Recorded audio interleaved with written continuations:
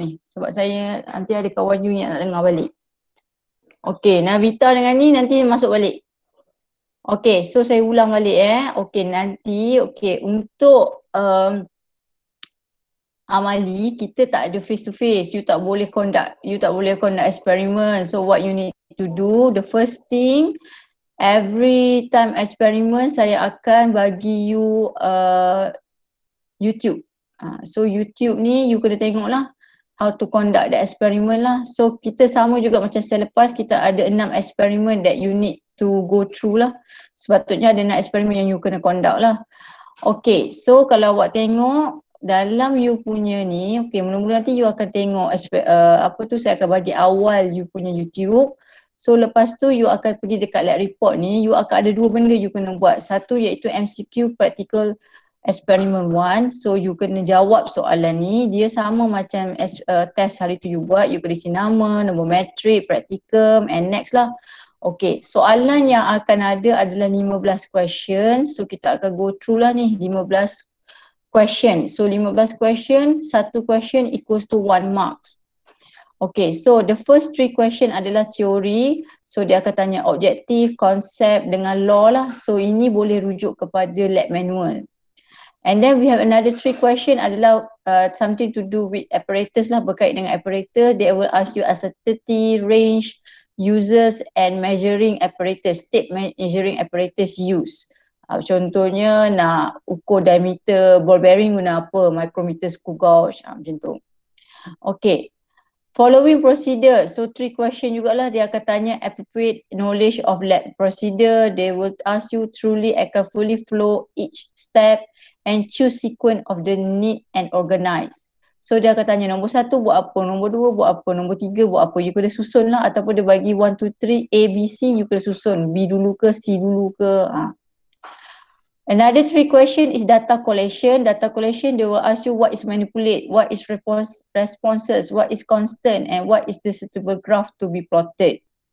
And the last one, 3 question, they ask you about physics, laboratory safety rule and also precaution lah. So actually this 50 question ni boleh dapat melalui lab manual dan video. So that's why you kena baca lab manual dulu, tengok video and then baru jawab soalan ni. Okay, ada apa-apa soalan tak untuk MCQ punya rubrik ni?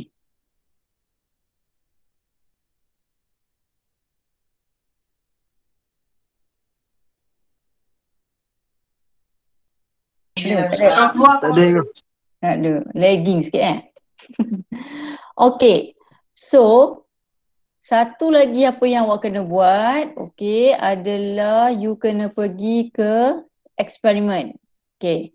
Eksperimen ni, okay, ini adalah dia punya macam exam punya hari tu lah. Instruction dia lah. Okay, tetapi sama je, sama yang ini semua dekat lab manual punya. You kena isi ni lah, apparatus, dan you kena isi dia punya ni, raw data. Tapi saya akan bagilah raw data dengan apparatus. So maksudnya you tak perlu start dari sini. Yang ni saya akan bagi nanti dekat dalam Telegram. So awak akan start daripada data processing. You akan start daripada plot graph. So graph kali ni kita ada 2 graph We need to plot I against T and I prime against T. And then kita kena cari value T, tau and tau. T, tau ni simbol tau time constant dengan tau prime. And then you kena cari nilai C kapasitan, iaitu C1 dengan C2 sebab kita ada 2 kapasitan. And then you kena buat discussion, conclusion. Dah siap ni, pergi balik dekat you punya ni, submit lah. So submit dekat saya. Okay, supposedly you have to do this 2 dalam within 2 hours. 2 benda ni, yang tadi ni, yang saya tunjuk ni, lab report ni, you kena buat dalam 2 jam. So maksudnya ini macam ala-ala praktis untuk exam lah. Tapi saya tak adalah set masa 2 jam, you boleh buat je lah, esok nak hantar pun boleh. Tapi paling lama esok lah kalau boleh buat dalam masa 2 jam praktis. Sebab kita ada 6, so yang ni yang 1, so ada lagi 5 lah nanti kita cuba try praktis. Kalau boleh try dapat markah full lah. Sebab apa sayang, ini markah dia 15, 30%. Okay. Ini adalah backup kalau kita masih lagi tidak face to face. katakanlah next experiment, oh cikgu dah kena masuk kelas, so tak payah buat dah lah ni. So kita akan, MCQ ni mungkin buat, tapi eksperimen lab report tu you kena buat eksperimen lah. Sama juga macam case, saya buka ni balik saya tengok file RPS. Okay, sebab kita baru lagi kan, kita kat sini kan. Okay, so kita baru week kedua kan. Okay, katakanlah kita tiba-tiba masa week ke-13 ni you punya 14 ni you punya practical test. Katakanlah masa ni dah boleh dah face to face. So kita akan buat exam untuk practical test dan lab report test adalah secara face to face. So you kena buat eksperimen lah. Itu adalah senario kalau boleh face to face. So maknanya 13, 14, 15, 16 ni kita akan bersemuka lah. Kalau lah. Tapi kalau tak boleh, so kita akan buat macam last semester, you akan buat exam waktu minggu 13 ni. Macam yang hari tu you buat tu. 2 jam you kena buat semua. Okay. Okay tak? Okay. Okay. Alright. Okay, go. So saya pergi kepada saya bincang dulu ni. Okay, saya harap semua orang dah tengok yang ni. Okay. Kan. Okay. So ini ada apa eksperimen ni kita nak buat ni? Ini adalah eksperimen kapasitor. Kapasitor adalah untuk apa function kapasitor? Kapasitor function dia adalah untuk simpan charge atau energi. Kapasitor dia ada cathode dengan anode. Dia ada dua tukang kaki tu kalau siapa ingat lah kan. And then dia unit kapasitor adalah alat dia. Kapasitan dia punya nilai. Unit dia adalah farad. Okay, so our objective untuk eksperimen ni adalah untuk determine the time constant of RC circuit. What is RC circuit? RC tu adalah resistor. C tu capacitor. So dalam circuit you mesti ada resistor dengan capacitor. So maksudnya bila baca soalan, bila baca RC circuit, RL circuit, R circuit. Kalau R je maknanya awak punya circuit tu ada resistor je. Kalau C je maksudnya ada capacitor. Kalau RL, L tu inductor. So ada inductor. Okay, you need to find determine time. Determine maknanya kena kira lah. Determine time constant. Time constant simbol dia tau. Kalau awak ingatlah tau, di mana awak tak belajar lagi rasanya sebab ni chapter 2. Time constant tu adalah masa diperlukan untuk dicapai constant. Nanti kita tengok apa tu maksudnya masa untuk capai constant. Okay, so maksudnya ini kena ada dekat you punya conclusion You ada tau. Ada 2 tau nanti kena cari. Tau 1, tau 2. And then you kena cari kapasitan, iaitu nilai C lah dekat dalam RC sikit. Ada berapa C you kena cari? Ada 2 sebab kita ada guna 2 kapasitan. Okay, kita tengok. Okay, list apparatus yang dia digunakan. Ini DC power supply, pernah jumpa? Ya, alamak. Ini DC power supply. Okay. Ini DC power supply you pernah jumpa. Ini tu kapasitor C1, C2. So ada 2 kapasitor you akan guna. Range dia dalam 470 hingga 1000 microfarad. We don't know. So you have to know lah. You kena tengok berapa. Okay, and then kita pakai 100 kilo ohms resistor. So kita ada R, kita ada C. That's why panggil RC circuit. Kita ada stopwatch, kita ada switch, kita ada connecting wire. So ada 1, 2, 3, 4, 5, 6, 7 saja alat you guna. Okay, alat mana yang ada sensitivity? Alat yang ada sensitivity, yang ini tak ada, ini ada. Yang ini you kena tahu baca dia punya tolerance ni. Tapi you tak ada. Tak ada tu tak apalah kalau next eksperimen nanti saya tunjuk macam mana nak baca tolerance ni. Okay, ni kilo Ni micro darab 10 negatif 6. Okay, so ini. So you connected macam mana? So tengok ini positif, pergi switch. Make sure kaki switch ni betul kalau sini satu lagi mesti kat tengah-tengah. Dia mesti sama ada ini tengah-tengah atau ini tengah-tengah atau sebelah sini, salah satu. Okay, lepas tu you pergi kapasitor, you pergi kepada positif terminal, negatif pergi resistor tak ada positif negatif. Yang ini pergi ke negatif. Ni ada kaki positif negatif. Panjang tu positif, yang pendek tu negatif. And then ini negatif. Okey, kenapa sangat penting saya cerita ke awak ni? Sebab saya takut nanti minggu 14 tu awak kena buat. So kalau awak tak tahu nak tengok buat benda ni, nanti awak tak tahu. Awak tak tahu nak guna kapasitor macam mana. So that's why kena tengok video ni, be careful lah, tengok betul. Okay, so ini microammeter. Okay, microammeter cuba tengok apa yang you nampak kat microammeter, dia ada negatif. Dan dia kosong and then dia 100. Okay, kenapa dia ada negatif? Menunjukkan bahawa kalau awak ingat balik, current boleh bergerak dua arah, iaitu clockwise atau anti-clockwise. So kalau awak dapat negatif, so maksudnya awak salah pasang switch lah. So tukarkan dia supaya dia dapat positif. Okay, apa menunjukkan ammeter ni? Ammeter ni menunjukkan current lah. So meaning here, there are no current flow lah. Dia tak tutup lagi switch ni. So that's why I0. So maksudnya kapasitor dalam ni pun kosong. Tak ada apa-apa. Okay. Okay, dia kata arrange. So dia arrange lah. Switch S is open. Dia open dia open dia punya switch tu. Okay, ni bila dia close. So yang ini dia close. So apa berlaku? Ada bacaan dekat ni. So bacaan ni adalah 80 something lah kan. Okay, bila dia off, dia angkat. Cuba awak tengok dekat ammeter tu, dia tidak kosong terus. Dia ada nilai. Dia ada nilai. So awak akan membuat fully discharge ni. Nama dia fully discharge. Apa maksud fully discharge? You hilangkan semua. Okay, saya tunjuk balik semula Okay. Yang ini maksimum 80. Maksudnya current boleh simpan paling maksimum 80.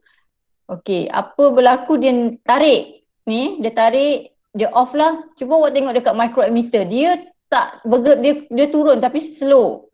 So awak letak ni. Okay. Dia letakkan dua crocodile clip dekat dua-dua kaki ni untuk meriliskan charge to the air.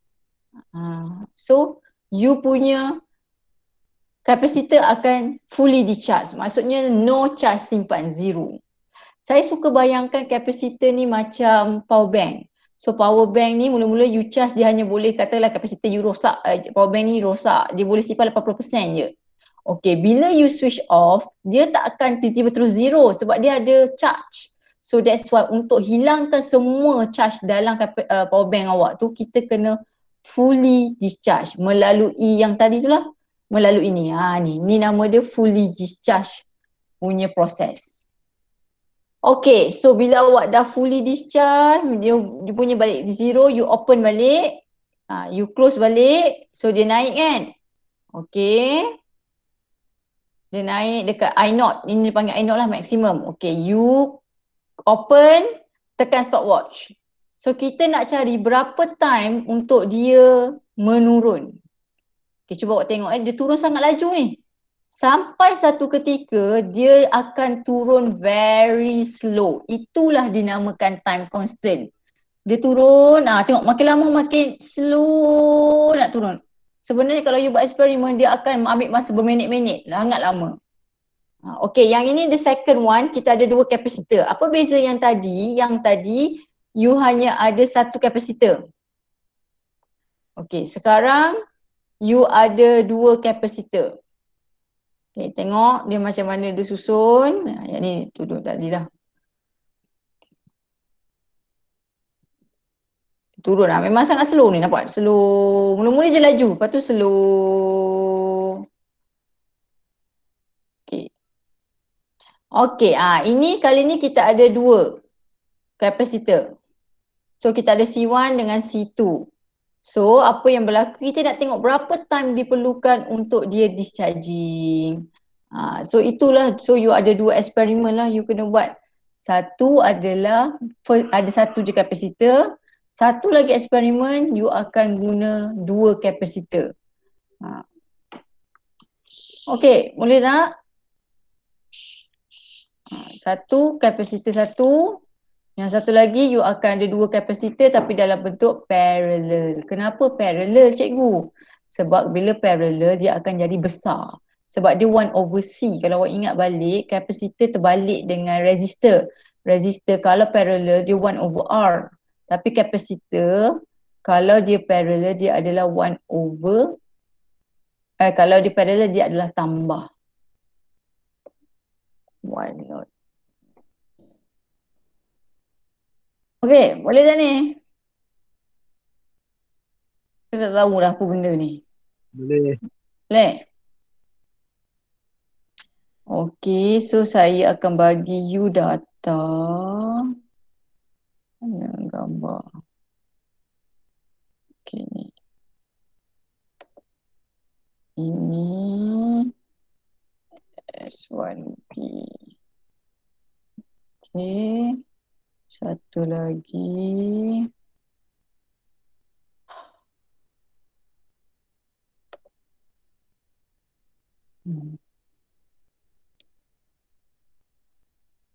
Okay, saya bagi you data. Okay, ni ada data lah. Semua data yang awak dah ada. So, awak tak perlu salin balik data ni. Tak perlu. You terus start dengan buat graf. Okay. Saya terus tunjuk graf dia sebab awak pun tak buat eksperimen. Jadi, saya tunjuk graf dia. Mana lah report. Okay. Apa jawapan ke tak? Bukan dia jawapan. Okay. Bukan jawapan. So, saya tunggu. Okay, download. Tak jawapan. Ni. Okay, saya terus tunjuk Okay, awak start dari sini. Graf. Awak dah ada data dah kan? So, awak start dengan graf. Okay, graf awak bentuk dia macam ni. Okay. So, you kena buat graf.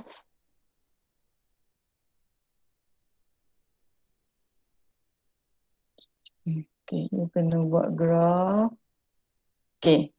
Ada dua iaitu I dengan I prime against T against comma T prime. So you ada dua graf yang akan kena plot. So satu current dengan I prime. Kenapa ada dua cikgu? Satu masa yang first capacitor saja. Yang I prime tu bila you letak dua capacitor. So T pun samalah ada T dengan T prime.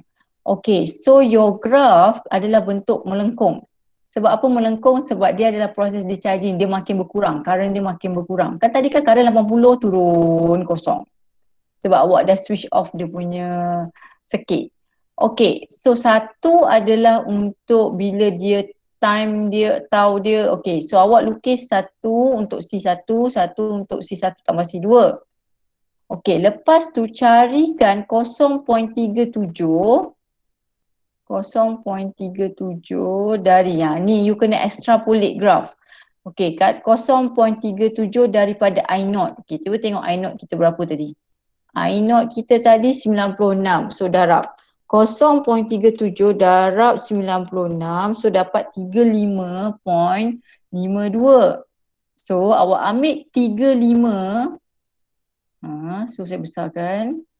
So awak ambil 35.52. So ini kan 10, 20, 30, 35.52. Tarikkan extrapolate untuk dapatkan nilai tau ni, tau. So ini tau pertama awak lah. Okey, graf kedua plot juga. Okey, guna I0 yang sama sebab I0 awak sama. So 35.52 tarik juga dapatkan tau kedua. So awak ada tau 1, tau 2. What is tau? Tau adalah time constant. Apa tu time constant? Time untuk dia relax. Time dia dah capai relaxation. Maksudnya mula-mula dia turun laju. Lepas tu bila sampai satu tahap dia akan perlahan sangat turun. Sama macam power bank lah kalau awak perasan. Mula-mula power bank awak turun cepat. Sampai tahap dia macam slow sikit, bertahan lama. Sama lah macam tu kapasitor fungsi dia. Okay. So awak dah dapat tu, dah lukis. Pertama sekali awak lukis graf Okay, lepas awak lukis graf, make sure ada title, label axis, title, label axis, suitable graph, pointed, plotted to baseline and shape and extrapolate. Okay, apa yang awak perasan kat graf kita tak ada centroid. So tak perlu lukis centroid. Sebab apa tak perlu lukis centroid? Sebab ini bukan straight line graph. So tak ada centroid tak ada centroid. Tak perlu lukis centroid.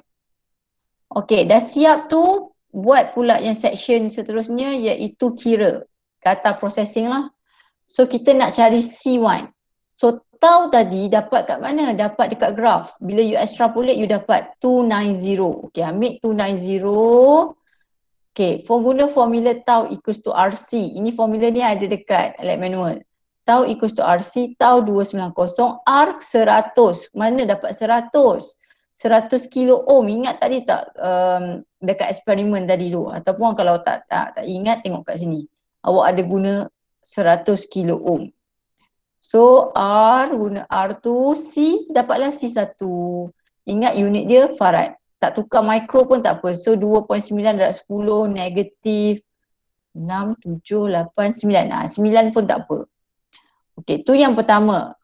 Yang kedua, cari pula untuk C2 sebab awak kena cari C2. Okey, awak dapat tau prime. Mana dapat tau prime ni? Dekat sini, dekat graf tadi. Ni, 635. So awak tarik, awak ambil tu 635. Tau prime sama dengan RC efektif. Tau prime dah ada, R sama sebab awak tak tukar pun resistor. So dapat C efektif. So dapat C efektif 6350 microfarad. So DC effective adalah gabungan C1 plus C2 because they are in parallel. So 6350 equals to 2900 C1 yang you dapat tadi. So you can get C2. Theoretical value dia adalah 3000 lah. So you dapat lebih lah. Tak apa. Tak ada masalah.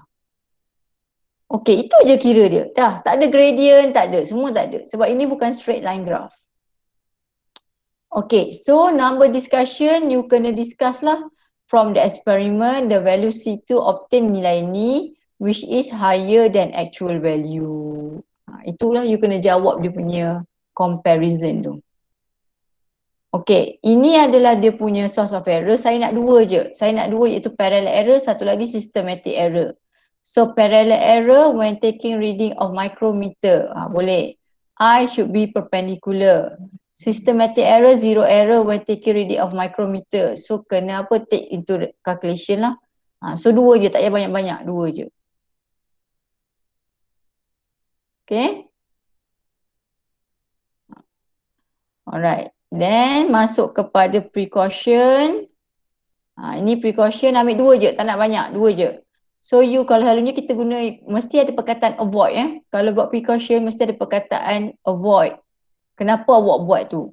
Contohnya avoid use ataupun make sure use less wire to avoid atau to avoid energy loss atau to reduce energy loss. Boleh juga.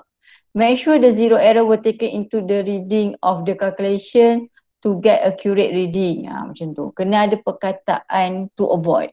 Atau kenapa you buat benda tu? Make sure the capacitor are fully discharged before starting or repeating the experiment by shorting circuit the capacitor. Ini contoh lah. Ambil dua je.